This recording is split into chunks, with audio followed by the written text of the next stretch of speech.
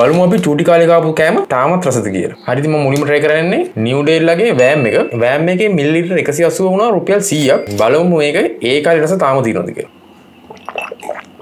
මට හිතෙන්නේ මේක පොඩ්ඩක් මේ මොඩිෆයි වෙලා තියෙන මේ වෑම් එක. මේ කලර් එකත් මෙච්චර මේ කලර්ෆුල් නෑ නෝ මතකද ඉස්සර තිබ්බ ඒවා. මම හිතන්නේ මේකේ රසය චුට්ටක් වෙනස් මේ ඉස්සර එකට සාපේක්ෂව. හරි මම දැන් try කරන්න යන්නේ උස්සොත් එකේ අනියන් ස්ටාර්ස් එක. හැමෝම දන්න කොළ පාට තරු එක. මේ ග්‍රෑම් 50 වුණා රුපියල් 200ක්.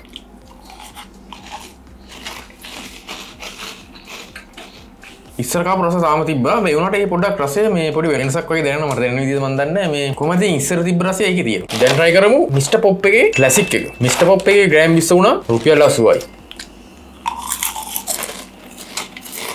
ඉස්සර රසය මේ පොඩ්ඩක් අඩු වෙලා සීන් තියෙන්නේ. කොළ පාට තරු එක තරම් නම් ඉන්නේ නෑ. කිසිම හයිප් එකක්. බලමු ටියාරා ආහා එකක්. ආහා එක නම් හැබැයි 50යි රුපියල්. ආයෙත් තමයි ඉස්සර මේක ආවා. හැබැයි මම ඉස්සර රසය දන්නේ නැහැ. මොකද මම ඉස්සර මම කාලා. ඒකින් හින්දා මේ මම මට දැන් ආපු ටෙස්ට් එක තින් මම ඒක ටේස්ට් එක රේට් කරලා තියෙන 10න් 8ක් වගේ තමයි ඒක ටේස්ට් එක දෙන්නේ. ඒකින් හොඳයි.